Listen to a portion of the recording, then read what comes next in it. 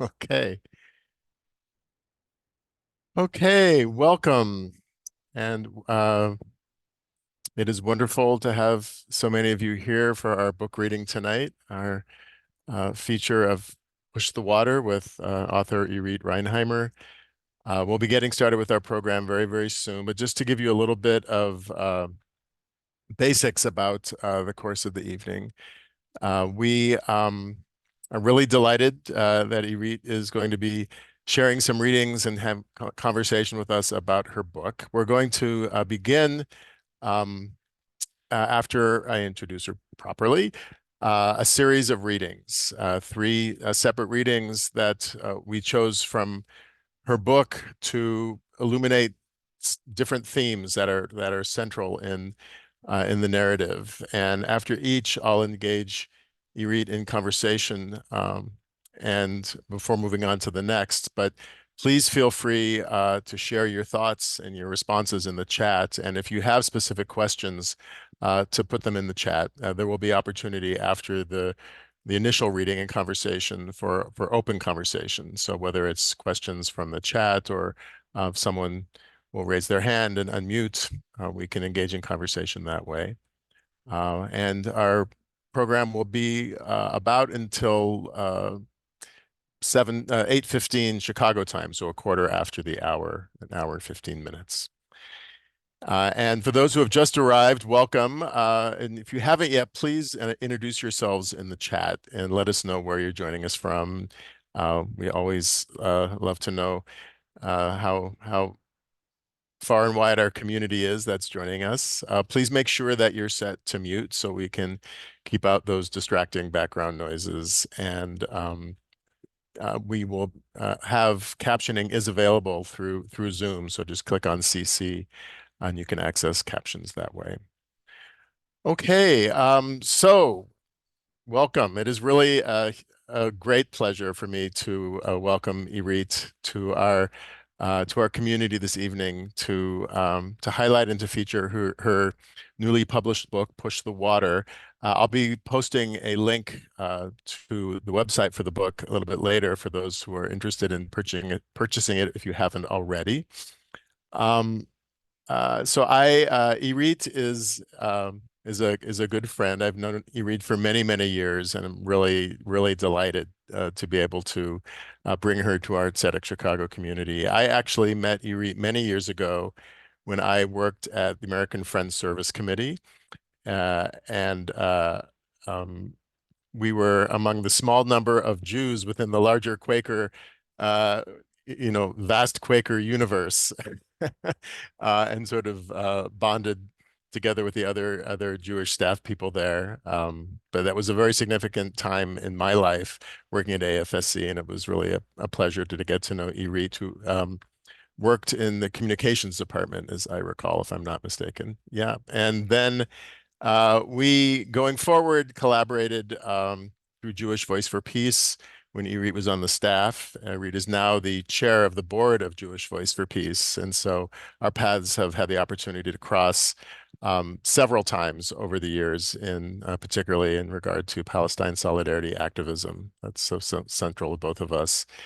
Um, I will let her tell you more specifically about her book, but I just wanted to introduce it by saying it is really a remarkable book by a gifted writer, and I did not know this part of Irit, her artistry and um, her ability to write a memoir that is so much more than a memoir. I mean, it certainly interrogates her own family life, but it's set against larger issues around the history of Israel-Palestine, the erasure of identity, the struggle to understand one's own identity, and to re-examine the way narratives are handed down to us. And um, it's a relatively short book, but it is it has so many layers of meaning. I've read it now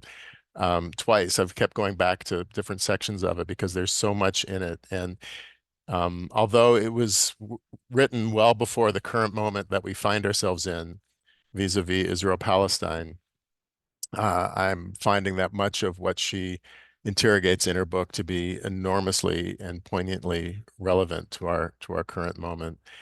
Um, and there's so much more I'd like to say about the book, but really you came here to hear Irit. So with no further ado, I'll turn things over to Irit Reinheimer. Hi, everyone. Thank you so much, Brant, and thank you everyone for coming. And it's nice to see some other former AFSC staff here. I see Noam and Jennifer. This is my book, Push the Water. So part of the book, I write descriptions of home movie footage that my dad took while we were living in Israel, and a bunch of it before I was born. And I use that and rewatch it with like my political lens now. And it's also a book where I'm talking about my relationship to my mom and how it's impacted by the politics of Palestine and Israel. And it's also about, um, friendships and community and ritual. So I'm going to start by reading just the end of a chapter called Archive, where it explains a little bit about the footage that I'm using. And then I'm going to go into another chapter where you're going to hear me talk about describing some of that footage. My father has unintentionally documented Israel's colonial project in our home movies. He did this simply recording our family's trip to the mountains, lakeside barbecue with friends, sweaty beach days, crowded city strolls, and kibbutz gatherings with family. As I continue to excavate these films and use his footage in this work, I feel as though I'm taking my father's place behind the camera. His eyes become my eyes, or perhaps he and I are looking together. But as I rewind the tapes and take them frame by frame, I'm aware that he might not have seen what I see now, that this footage reveals what was placed, replaced, placed on top of, and superimposed on Palestine.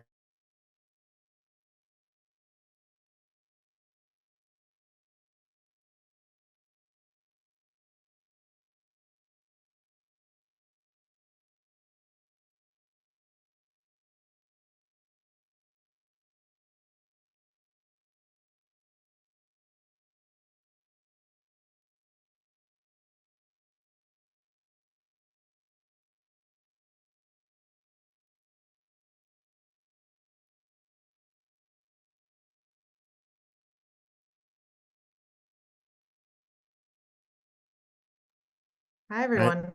I don't know what happened, but Things froze up, but now you're back. oh, I'm so sorry. Mm. Maybe I'm going to start at the beginning of this chapter. I'm not really sure where.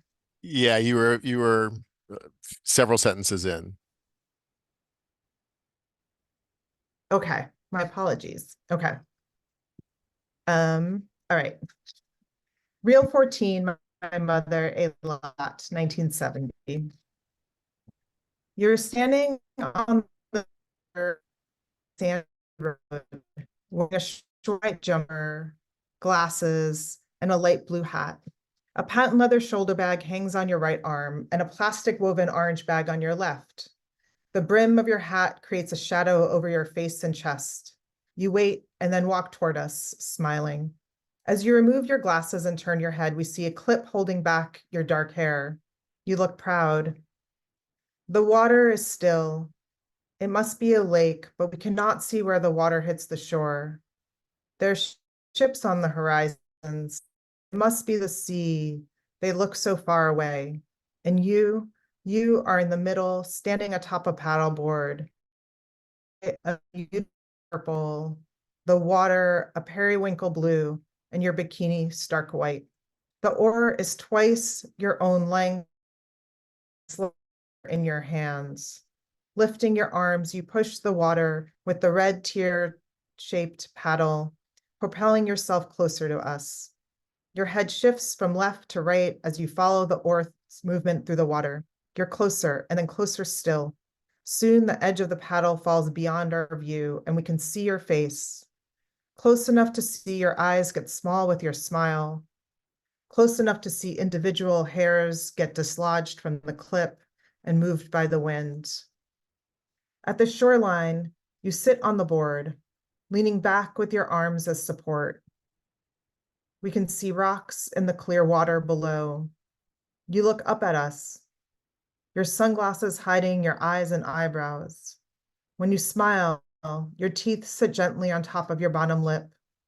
You pull off your glasses, and the comb appears, and you pull through your hair, readjusting your pose. You've always been self-conscious about your hair. Once again, we find you on the board, paddling. Your back is to the beach, where there's others bathing in the water or sitting on the sand.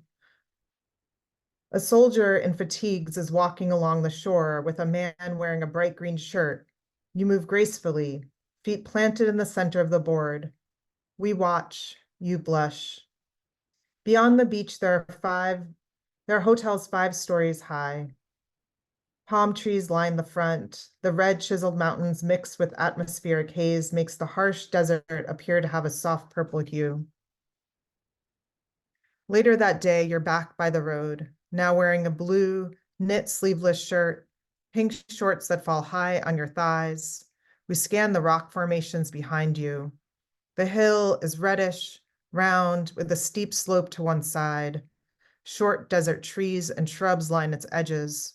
You walk by us with a small handheld radio lifted up to your ears, the antenna stem reaching high above your head. We see your bright painted fingernails as you play with the knobs. You smile. Although you seem uncertain you can locate a clear channel. Let us pause and try to listen. I pause the footage and then let it play again. I move the digitized film with the arrow buttons on my keyboard, forward and forward again, my fingers seesawing between the keys. I hit the spacebar with the side of my thumb, play and pause, and the seconds stretch out into minutes as I type out the scene into words. I fall into a light trance, caught up in a past I never lived. The task I've given myself is to look closely at her, my mother, but also to search for what's missing, what this footage erases, or rather what the state wants to erase, but the camera still records. What have I encountered here? My mother, at 25 years of age, on her honeymoon in 1970. She's in the town of Eilat 22 years after the establishment of the State of Israel. Looking again, I understand that this is also a documentation of Palestinian land 22 years after the Nakba, the forced displacement of over 750,000 Palestinians, about 75% of the population, the destruction of more than 500 Palestinian villages. I don't see anywhere in my mother's face the acknowledgement of this displacement or the ongoing catastrophe, but I'm not surprised. She was taught not to see it. I was taught not to see it, but now I look. The only evidence of occupation I can find in the section of film is the singular soldier walking on the beach. He would be easily missed if you watched this footage in real time. He would be easily missed if you were only looking at the main subject, my mother. He'd be easy to miss if you were used to this omnipresent military. The relooking I'm engaging in requires some research and learning. By looking up the history of the town of Eilat, I find out that in 1949, the Committee for the Designation of the Place Names in the Negev region was established by the newly formed State of Israel. Its formation occurred after what Zionists called the War of Independence, what Palestinians called the Nakba. The committee was made up of scholars whose primary job was to assign Hebrew names to all villages, valleys, mountains, springs, and roads of the desert region. This Judaization of the land made sure to leave no trace of Arabic names, and as much as possible, no Palestinians. They chose to name Eilat as the southernmost town in the Negev, formerly known as al-Rashrash. Although I've always known about Eilat, I never was taught any of this. The actual location of the biblical city Eilat was across the border in Jordan, with the Red Sea nearby. Biblical researchers saw the Negev desert as a location for the many of the Exodus events, and so the committee named the features of the landscape after biblical figures. They thought it was advantageous to apply this name to the Israeli city with the closest proximity to the original. I recently learned that the committee's choice of name was aspirational, hoping to expand the Jewish settlement. David Ben-Gurion, Israel's first prime minister, wrote to the committee that year, "We're obliged to remove the Arabic names for reasons of state, just as we do not recognize the Arabs' political proprietorship of the land, we also do not recognize their spiritual proprietorship and their names." The founders of the state changed the landscape through renaming, depopulating Palestinian villages, and settling Jewish refugees in their place. It became a land on top of a land, an image over an image. You can say the colonization is an act of superimposition. Thank you, Irit. Boy, there's so much I want to say, but I want to give us time.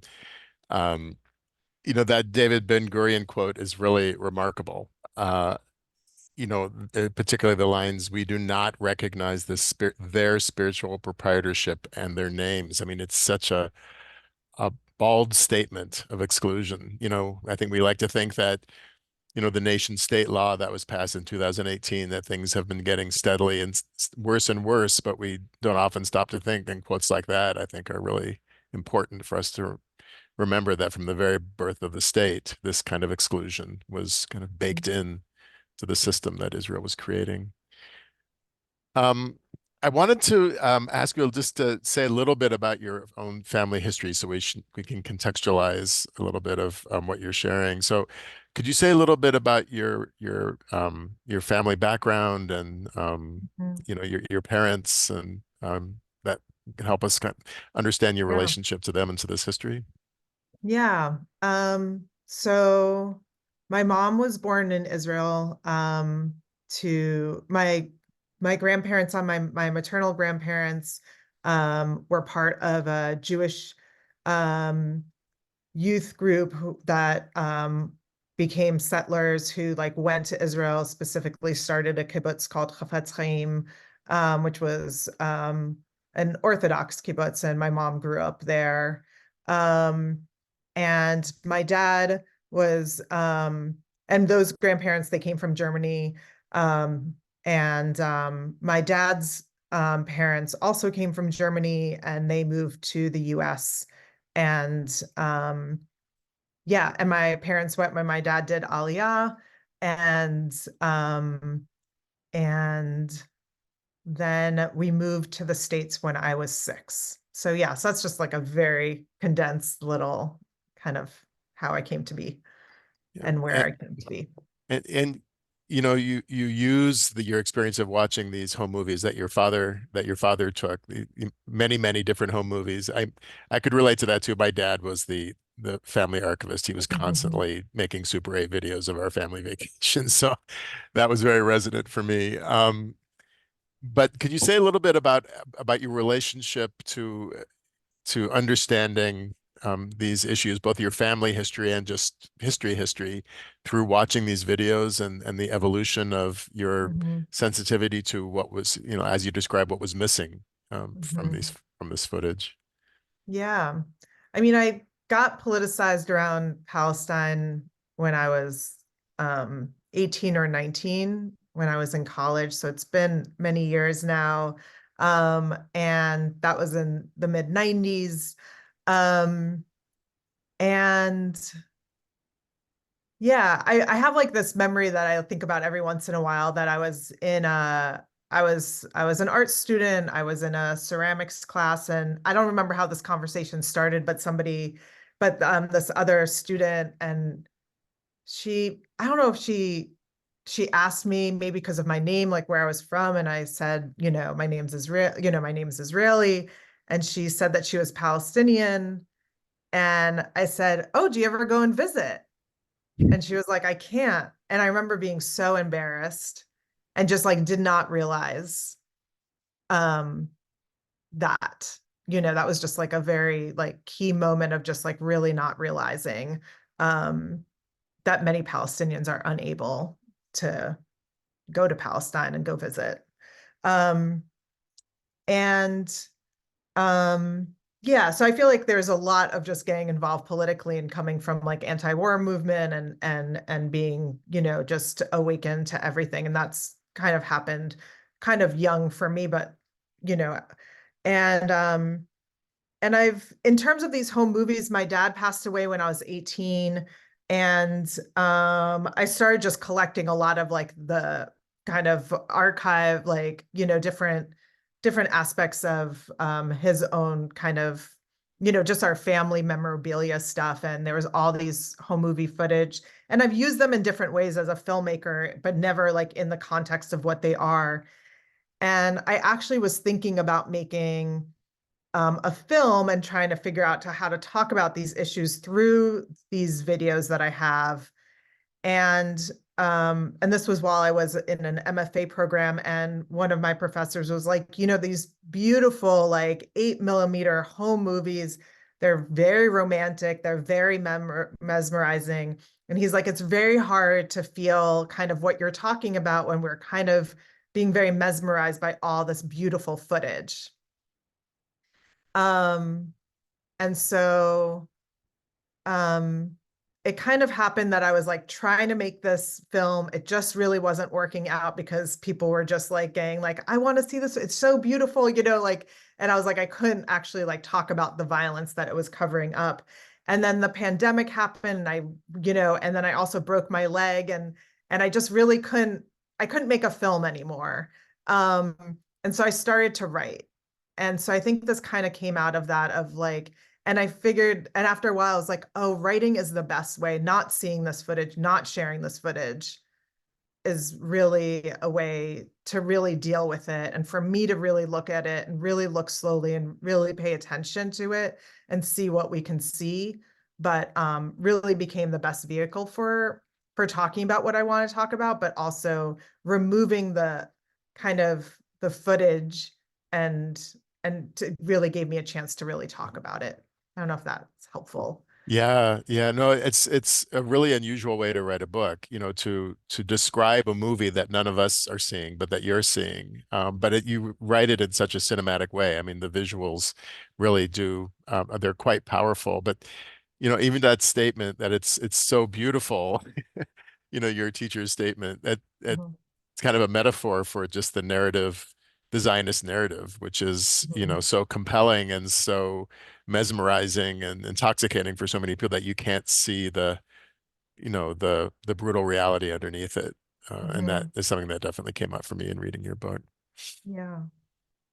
Um, And- I want before we move on to the next reading, I want to let people know you can put questions or thoughts or comments in the chat, and we can come back around to them later on. Um, but we chose a second go around of readings that have to do particularly with your relationship with your mother and Yeah. relationship to Israel and how that impacts on your relationship with one another. Great. All right. Reel 23, Rehovot, 1982. See the multicolored paper chain garlands taped to the cement walls. Look at the children dancing, flailing their arms and bouncing on their toes, twisting their bodies in awkward jerks and sways. Everyone is dancing in the basement. Its thick green metal door opens for birthday parties and ping pong tournaments between neighbors. I will live in that building until I'm 6. No one will ever say the word bomb shelter. Only years later, I will realize where we celebrated. On a phone call, sorry, Over the phone, a fight erupts between us on the day bombs drop on Gaza. Was the summer of 19 sorry, it was the summer of 2014, and for many days, Israeli bombs exploded on Palestinian homes. I say our fight erupted, but my mother never raised her voice. I, on the other hand, was yelling. I felt guilt by association, and although I know guilt is not useful, it was there. I was unwilling then, just as I'm unwilling now, to completely separate myself from her. All day, I receive emails from Palestine solidarity organizations about rallies in response to the bombings. I saw images on my phone and my computer. I had decided to call my mom with little hope but strong desire for her to join me in the grief and distress, a wish for her to look at the same scene and come to similar conclusions. I was craving, it was a craving for both kinship and justice. I ask her, do you understand that people and children are being killed? Yes. Do you understand that homes are being destroyed? Yes. But there's nowhere for Palestinians in Gaza to go. I didn't know. Did she actually say that? I can't remember. She tried to justify the actions of the Israeli army.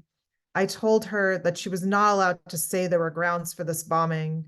I tried to take away her permission to rationalize. She was confused when I said, "You can't say that." She replied, "I can't?" As if I was correcting her on her word choice or pronunciation. As English is her second language, this is not uncommon for me to do, although I usually enjoy what words she might find to replace more suitable phrases. Frustrated, I ended the call with an abrupt goodbye. She was unmoved, and I felt as if I had failed. Nakba Day. My mom calls me from her apartment in Israel to tell me that the festivities for Yom Ha'atzmaut, Israel's Independence Day, have mostly been canceled due to the pandemic. There are usually flags and parades, and this year, hardly nothing, she says. There's a disappointment in her voice. I feel disappointment as well.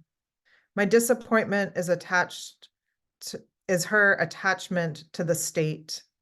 As she chats with me about this overtly nationalist holiday, I'm frustrated that she seems to pretend I do not know my politics.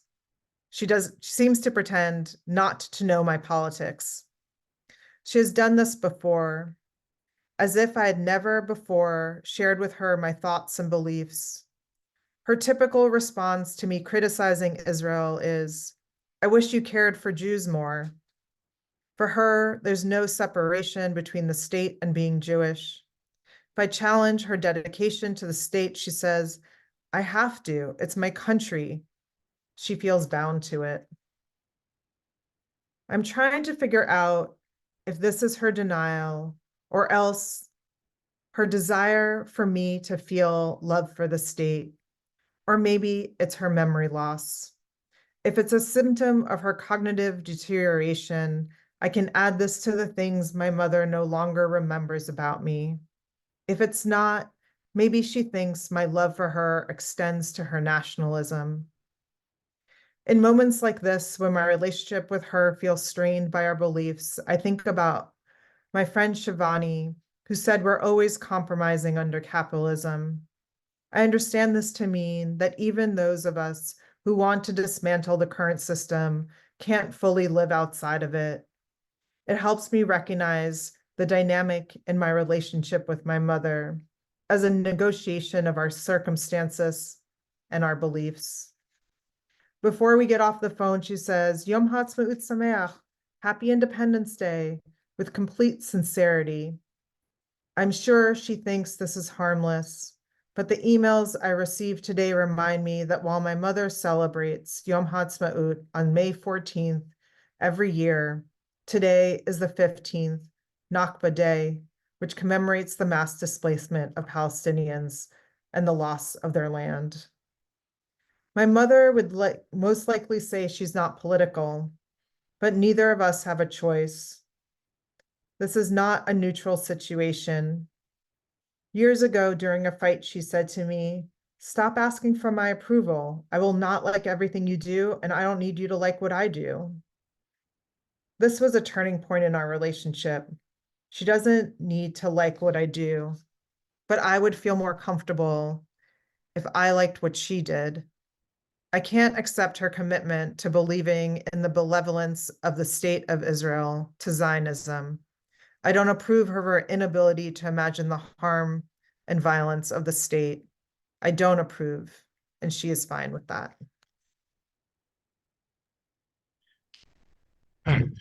So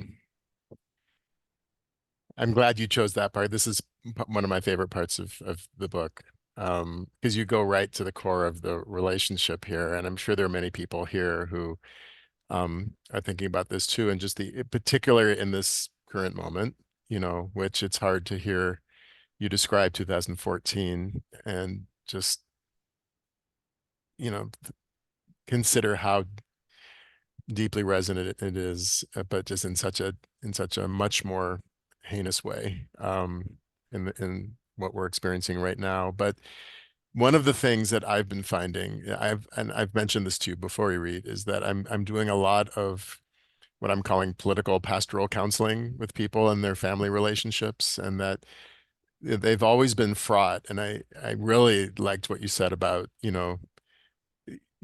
like with capitalism, where we want to dismantle it, but we're part of the system at the same time. And that's such a great sort of parallel to the families that we're in, that, we are incorrigibly, irrevocably connected to these systems. And um, it plays out in different ways, but I'm counseling people now who are literally estranged. I'm counseling people who say, I can't believe my father is saying the things he said. This is the man who taught me my values, and I just can't, I don't know what to do with this. And Mhm. sometimes I would say, it's okay just to agree not to talk about these things for the sake of your relationship. And just put it in a box, put it to the side, and maybe you'll open the box again down the road. But I start to question that whether that's a good tactic. And I was struck by reading your book that you've never put this issue in a box with your mother. And you both seem to be leaning into these conversations. And I was really struck by what your mother said, the turning point comment. Stop asking for approval. I will not like everything you do, and I do not need you to like what I do, which is just a remarkable thing to say. And I wonder if you could just talk a little bit about what that meant as a turning point moment, and just in terms of your relationship with your interaction with your mom, and how you've been able to have this conversation as difficult as it's been. I mean, I think she really said something that was just like, I think she felt this was said. I mean, she said that to me like, you know, probably like 15 or so years, like many years ago. And I think she was just like, I don't know what like, I think I kept on wanting her to change. And she was just like, it's not going to happen, you know? And it's disappointing, I think, like that, like, I think I still, I write about like really looking for like some kinship with our, like, like looking for kinship with our family. And that, like, having that kind of desire is very, like, it's very painful, Um, and it's I feel like and I write about this where I kind of like I call my mom and I don't talk about it, I call my mom and I talk about it, and I kind of just go back and forth, and sometimes I know that I'm doing those conversations for myself because she will never bring it up herself, like she'll gladly, like, and I think because especially she just doesn't see the violence, so she's just not going to bring it up. um and yeah, but I think it's really hard. I mean, I think it's like it continues to be painful. And I think it continues, like, she's also just someone who's just ready to hold on to her viewpoint, and she's not easily moved, and that's hard. It's just hard. Yeah.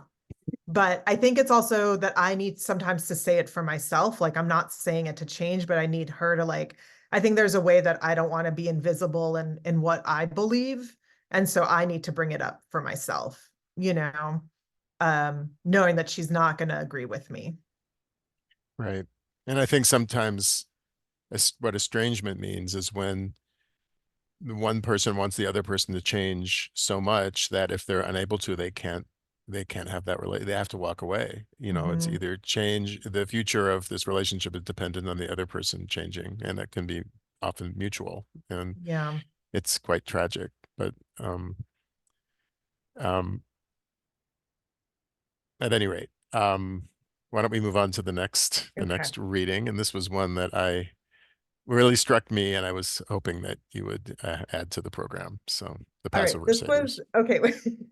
I feel like there was a part that I was going to read, and then I was like, "Oh, this feels like hard to read." I'm going to read this other section um, about this is um, so in it I have like this book is kind of there's these sections of the home movie footage, and then there's like going home for Passover. And I was going to read a little bit about my mom's Passover table, but then it felt a little hard to read. So I'm going to read this little different section. And then I'm going to then read about a Seder, like within community. But this gives a little bit more insight on my mom. And um, when I was 25 on a trip to Israel with my mom, we visited my grandparents at the kibbutz where my mother grew up. A few miles before we arrived, my mom pulled over to change into a skirt and a shirt with sleeves. She put over her tank top, and we continued on our way. We arrived and parked near my grandparents' home, a house in a row of small houses along one big lawn. I have a photograph of me and my cousin on a concrete steps leading up to the front door. In the photograph, I'm 11 and wearing shorts and a yellow crop top that says, "Good news," in bold type. My grandparents had 10 children, but only their youngest lived in this house with them. In the early days of the kibbutz, all the children had lived together based on their age and gender. Grouping them in this way made it possible for adults to work. As children, my mother and her siblings would visit their parents for 1 hour each day. She never lived in this home, so there was no comfort for her there. She told me that when she was young, other children would be scared at night and would want to be with their parents. I wasn't scared of anything but God, she tells me. And so she would walk the other children in the dark to see their parents. She never once took herself to the home of her own mother and father. During our visit, my mother sat awkwardly in her parents' living room, as we all did, unsure of how to interact, 3 generations feeling like strangers to one another. She encouraged me to talk to my grandparents, me fumbling my Hebrew and them struggling with English. Hebrew had been my first language, but when we moved to the US, my parents spoke to me only in English. I lost most of my Hebrew. So mostly we just smiled at one another while my mom sat on the couch, surrounded by family photos, prayer books, candlesticks for Shabbat, and other Judaica. At some point, my grandfather said to me with prideful eyes, "This is your land, your home," meaning the land the state of Israel occupies. This was all he had to offer for me, and I didn't want it. The next day, we visited my mom's friends. The husband had worked with my dad as a city planner back in the 80s when we were still living in Israel. We sat down for lunch at their dark wooden table.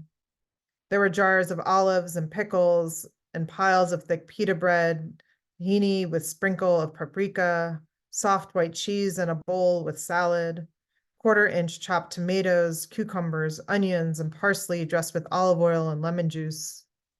As I describe the details of this lunch, I'm confronted with the problems of names. This was all food I used to consider Israeli. As I learned how Zionism operates, I came to understand how even food was used to create a connection between land and Jewish nationalism. The food I mentioned above are traditional to Palestinians, but I was taught through many meals to find comfort and home in this cuisine and to think of it as mine. I know the evocative power of food, how eating a thick, soft pita can bring me back to a memory of sitting at a picnic table by Lake Kinneret, eating a fluffy round bread into a crescent moon shape, the soft dough turning into paste between my teeth. At the table with her friends, my mom was at ease. She smiled between sips of teas. Her friends sweetly teased her and made her laugh. And I took note. I promised myself in the future I wouldn't stay longer than necessary with family. I would make plans with friends afterwards, with people who made me laugh.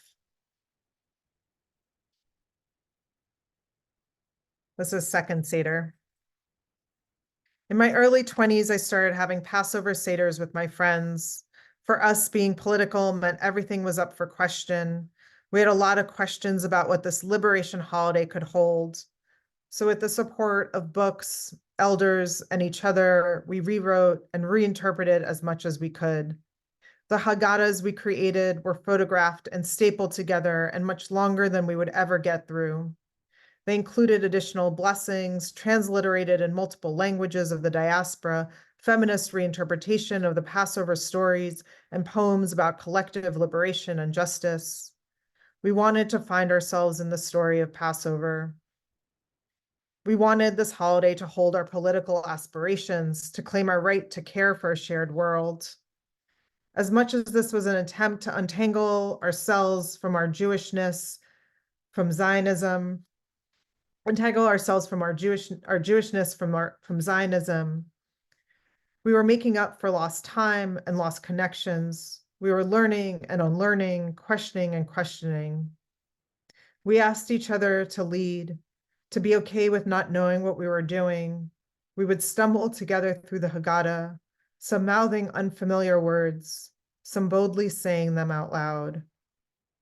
One of us would teach the other a song so we could all sing together, while another would sit quietly and listen to the unfamiliar languages. Some were quiet because they did not want anyone to know how difficult it was to be there. This process was beautiful, messy, awkward, earnest. The edges of our shoulders touched one another as we found our space at the table. Some years at the Seder, there were only 7 of us. Some years we had enough chairs for 20. We sat on the floor and invited 30. A person might end up sitting across from a lover, a housemate, an ex, a friend from out of town, a crush, or maybe someone you said you were having conflict with. There'd be somebody who was invited at the last minute, another who had never been to a Seder before, someone who someone else thought shouldn't be there, another who had nowhere else to go. Inevitably, there'd be someone sitting at the table who would think they did not know enough to participate, and another who thought of themselves as not Jewish enough. We placed the Seder plate at the center of the table, or we put down multiple because the table was long. We had an orange for queers. We said we didn't need an orange, we've always been here. We added an olive. We added a bowl of olives in solidarity with Palestinians. One son said to his activist mother, "You only want olives on the Seder plate." We laughed when she said, "It's true." Some of us could only find our ways to our Jewishness through our politics. Some of us wondered if in politicizing our holidays around Palestine, we were recentering Israel into our Jewishness. We poured water for Miriam to honor the femmes whose roles were diminished. We added a tomato for the Makli farm workers. We made haroset with diced apples and dates the way our families taught us. We made it with bananas, others with honey and wine. Some added figs for sweetness. Others included crushed walnuts or almonds. We poured wine and juice into our glasses. We ran out of glasses and used mugs. We filled our cups to the brim, our lips sipping the edges. We turned to one another, poured water from a pitcher as we washed each other's hand. We cared for one another. We held each other's hands in a towel, dried each other's fingertips and palms. We listed the 10 plagues, our smallest fingers dipping into our mugs. We lifted out the drops. We extracted joy from our cups to express our sorrow. The sorrow stained our plates. We counted the ancient plagues. We listed the modern disasters. The drips became a pool. We did not know when to stop listing, so when we finally did, our hands dripped purple. We felt like family. We felt like we were failing one another. We felt like family. We told the Passover story as a go around, piecing together what we remembered from our younger days around our family's table. We shared what we studied. We read, "You were a stranger in a strange land. You were once a stranger in a strange land." We learned this feeling of strangeness as Jews. We deeply knew this feeling of alienation as queers. For me, being Jewish and queer means being part of two diasporas. So many of us felt a need to leave home. Our sense of alienation gave us a way to, our sense of alienation gave way to a kind of desire. I found that when we embraced this feeling of strangeness and when the strangeness developed into desire for one another, we figured out how to survive. The first time a group of friends and I did our own Seder, we used the Love and Justice in Times of War Haggadah, a zine published by queers in the early 2000s. In it is a telling of the crossing of the Red Sea I'd never heard before. In this telling, when the Jews were commanded to go forth into the sea, it had not yet parted. The first person to walk into the water was Nachshon. He did not wait on the hard sand he did not wait on the hard sand on the edge of the water, but let the softness of the wet sand suck at his feet. With waves bashing against his legs, he went knee deep into the briny waters. Onward he went, sea waters at his thighs, and still nothing. Yet farther and farther in he went. The tide was moving up his body and over his chest, up to his neck, a point when any reasonable person would turn around. Only when his chin was wet and his mouth submerged did the waters part. When I told my mother about some of these new traditions and rituals I was creating with friends, her response was almost always the same. That's nice. It's not the way you do it, but it's nice you're doing something.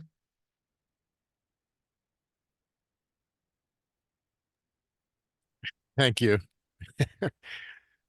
That I feel like I was sitting at the table with you. Wow. Do you still do the Seder, by the way? Yeah, I've with people. Yeah, Mm. absolutely. And I feel like for before my mom moved back to Israel, I was always going, you know, to do her Seder with her. And I always, in the book, I talk about it being a gift I give her. Like it's not for me, it's like a gift I give her to do a Seder with her. By going to the Seder with her, yeah. Mhm. It was like a way for me to be like, this is not for me. Like a Seder with my family of origin feels more like something I do because it really is meaningful for her to be there, but I don't get as much out of it as much as, you know, when I Yeah, yeah. with my And community. I should let people know who haven't read the book that as beautiful and vivid as your description of that Seder was, your description of your family Seder is a little cringy, and I can understand I why know, you I not think I might was not having want a to. hard time reading. You were like, read this. And I was like, oh, wow, it feels hard to Well, read it out loud. well, it's so both of them are so kind of paradigmatic as satyrs, you know? I mean, what you just described, I think there are probably people here who have attended or even, led or created satyrs like that.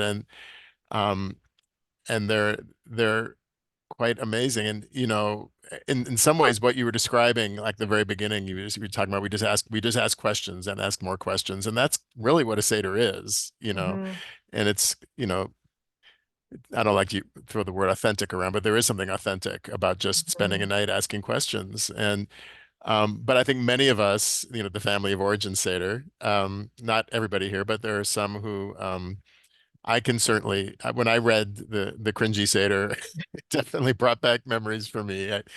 But there's sort of an authenticity about that experience as well. yeah.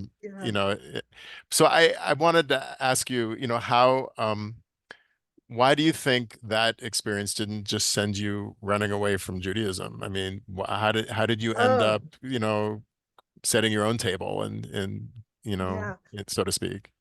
Well, I think like what I didn't maybe get to, and when you asked me kind of like how I came to like my politics, was that I felt really alienated from being Jewish in many ways. I think like I grew up in a family where I felt like there was a lot of sexism around being Jewish. I felt like the feeling like it was a very insular community just didn't sit with me.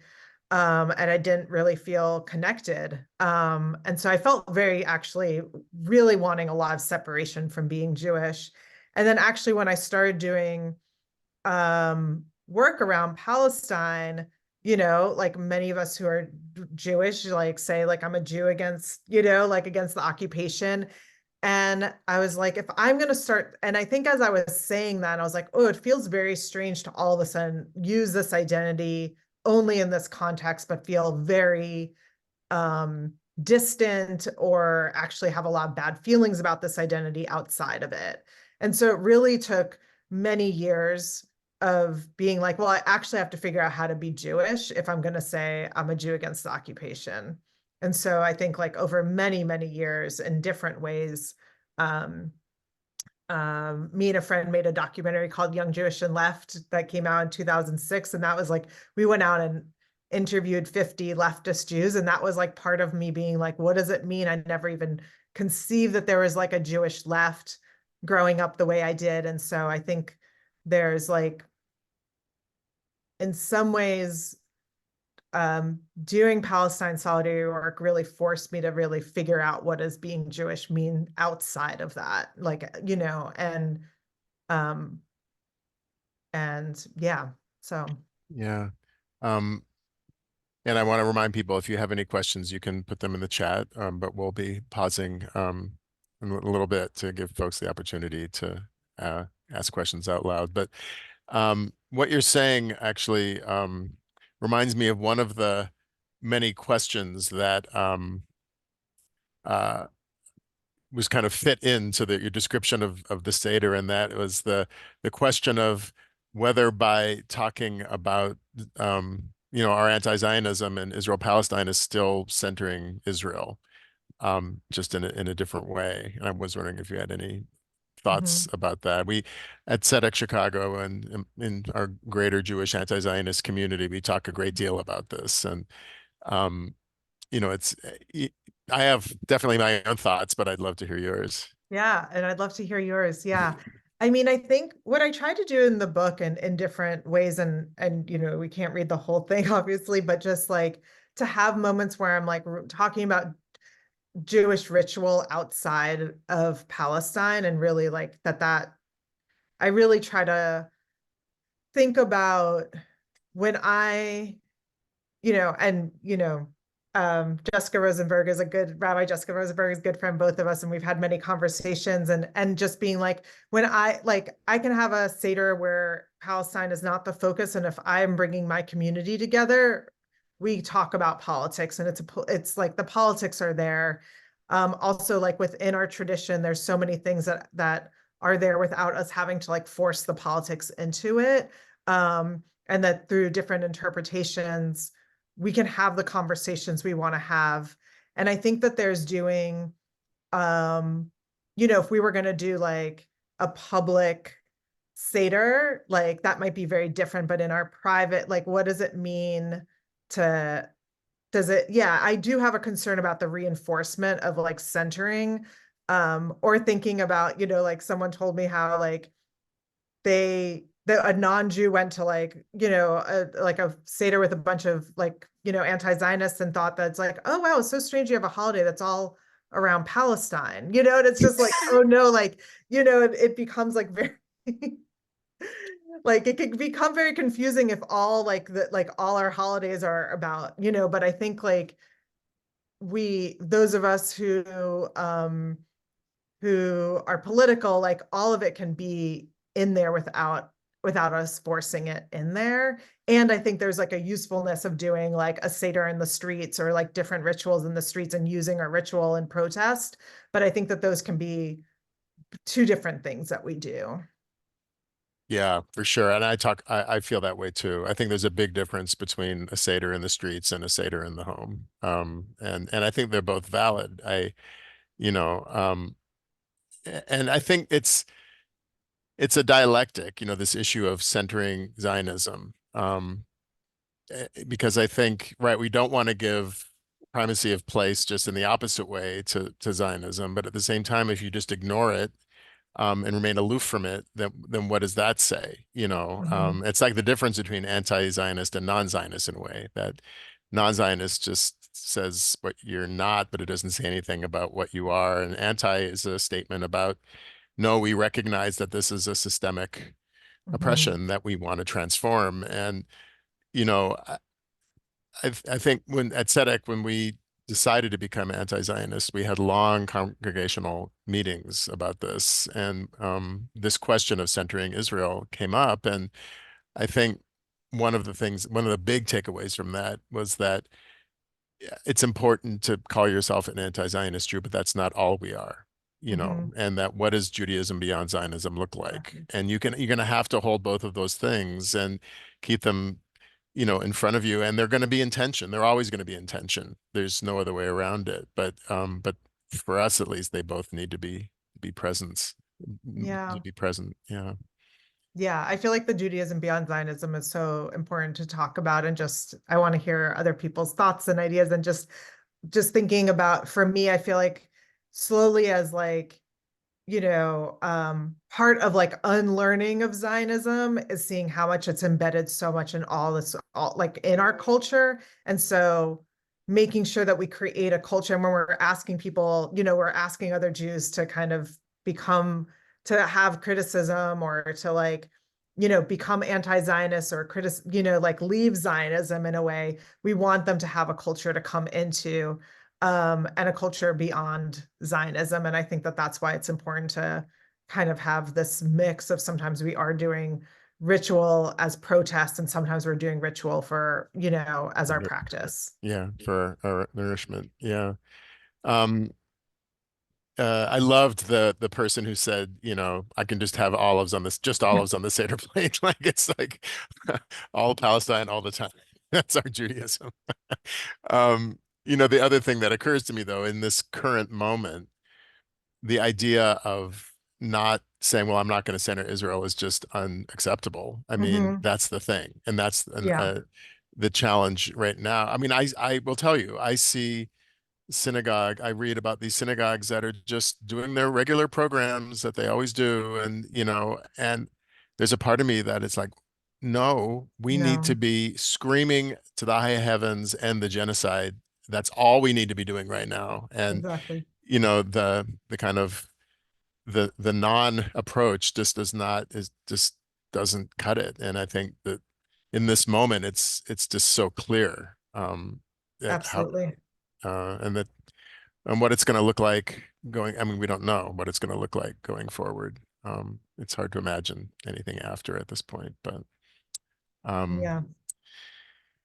well, we have about 15 minutes left, and we have opportunity for people to. I know folks have shared some lovely things in the chat, but if there's anyone who would like to share a question or a thought or an observation, you can I just click on reactions and then raise hand.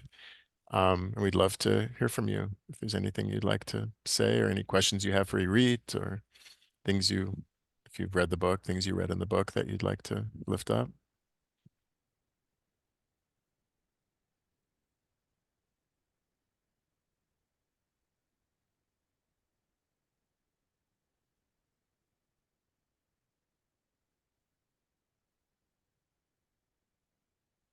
Of course, I'm always happy to call on people who I know will ask good questions. So,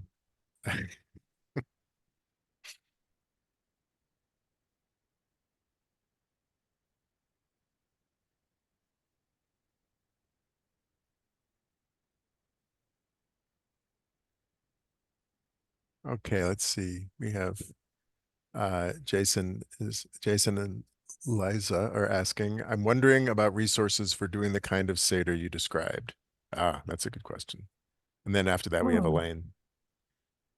Yeah.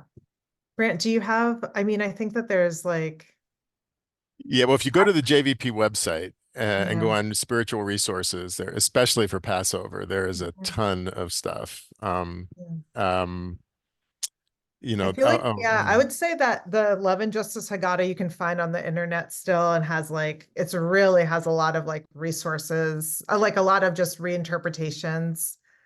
And I have to say for myself that I like have like a Google Doc and every year I just like find things and add to it that feel like really resonant to me. And that has like, there's no like, it's not stagnant, and it kind of evolves over time as I like find things that are meaningful. And really thinking about like different like, yeah, really going through the Seder and the different parts and finding different things that really resonate. And that's been really helpful to kind of make a really living document of it.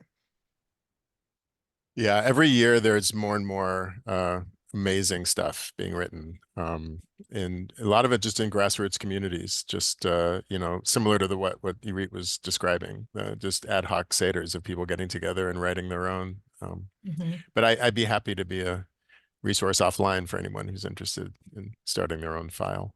Um, we have Elaine is next. Hi, Elaine. Hello, thank you so much.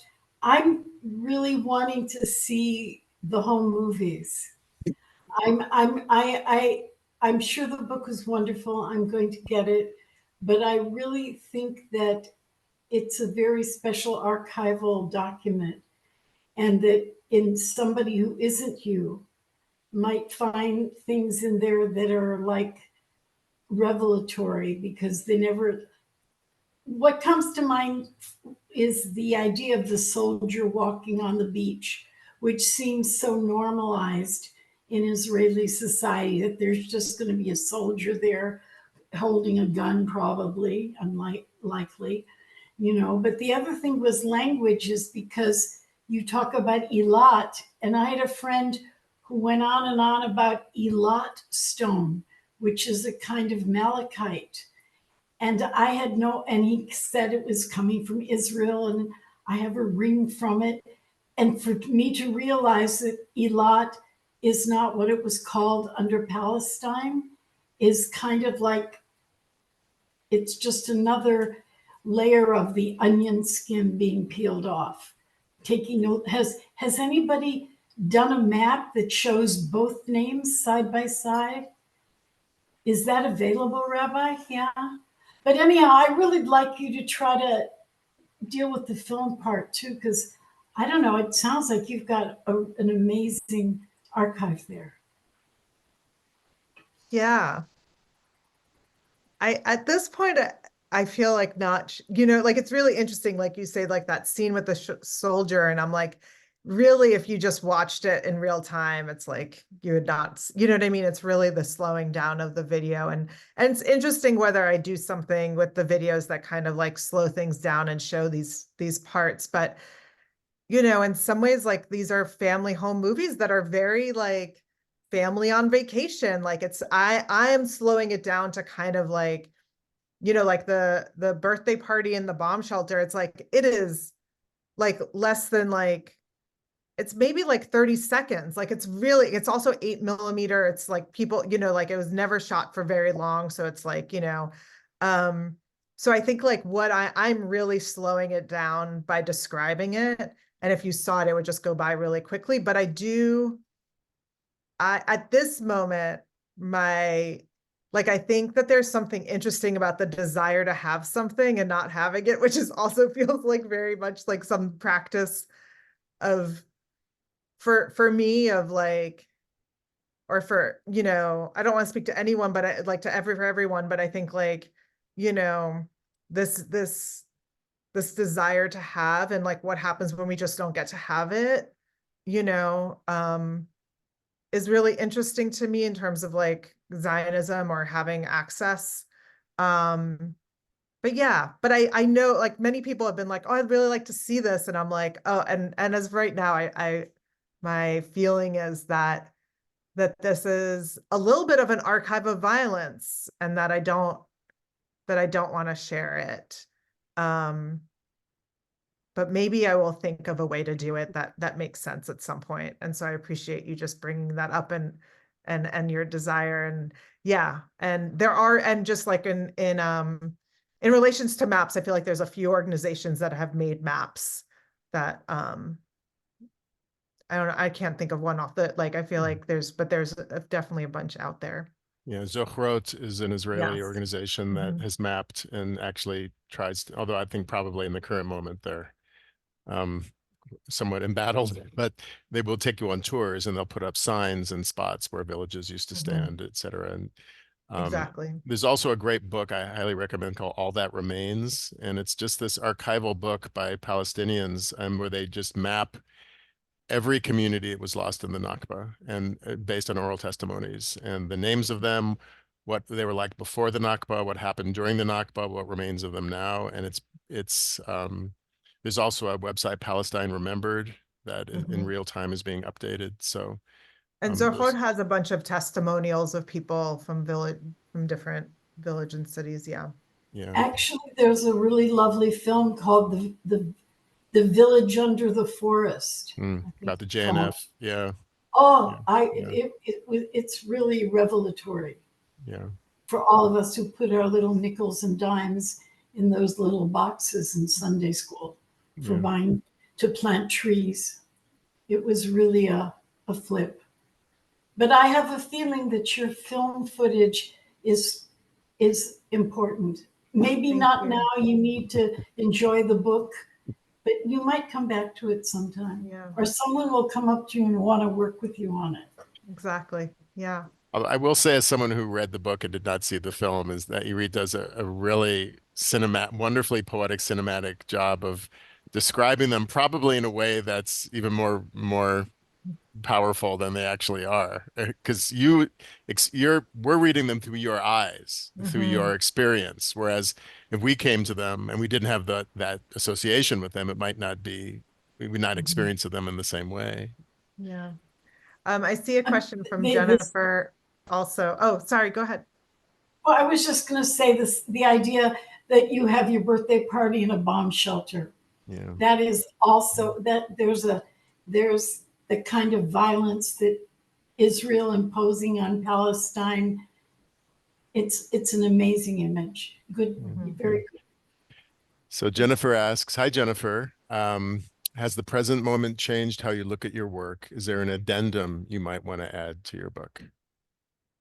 Um, yeah. And I just want to say my work at, with Jennifer and Brant and, like at AFSC around and the connection to Gaza really informed, like was very powerful and very important to me. And, I wrote this book and I finished it maybe at the end of 2022, and then it took a while for it to publish it, and it actually went to the printer in early November um of 2023, and a few, like when I, as the weeks after October 7th, I was like, do I even publish it? Like, it's just like I felt like everything was just so turned upside down. I just really didn't know whether I was like, kept on being like, do I publish this like at all? Like, do I do this?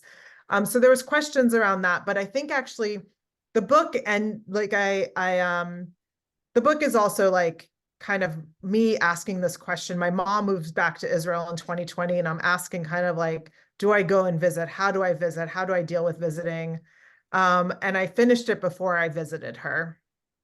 And since visit, and I'm kind of glad that there was like this kind of um this way to kind of end the book before that. I think it would and I have gone to visit her. I haven't seen her in a year, but I have gone and visited her, and every time I visited I was like, oh my god, if I was still writing this book I would have things every time. And you were just mentioning the JNF forest, and I remember taking a walk with my mom in one of those forests and her saying, it's so beautiful how Israel just kept things green just for us to enjoy. And I'm like, the whole, and I'm just like, this is definitely was not always a far, like, so many moments of really I could write more vignettes about all these moments that feel like very painful and expose the occupation in many ways, and the way, like, you know, the way it's exposed by just conversation, and even from it being trying to be hidden. Yeah. I don't think I'm going to add an addendum, but I definitely have stories in my head that continue it.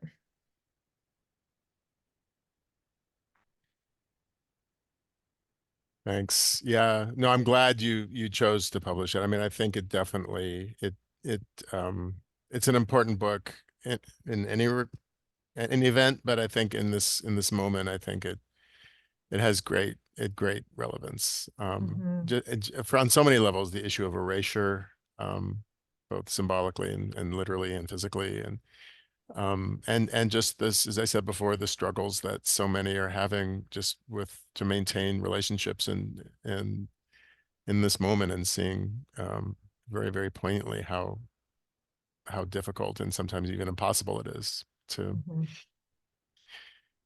keep these relationships alive. Um, well, I think we are coming up on time. So, gosh, this has been really wonderful. And I hope you were able to glimpse some of the comments, Irit. Yes, I know. I'm like quickly reading it. Thank Yeah. you all so much for sitting and listening. And Mhm. Grant, thank you for these questions. And yeah, I really appreciate having this evening with all of you. Yes. And thanks everyone for coming. And please buy and read Irit's book and recommend them to your friends and loved ones. And yeah, I'm sure we'll see you again very soon. All right. Thank you. Bye, everyone. Bye-bye.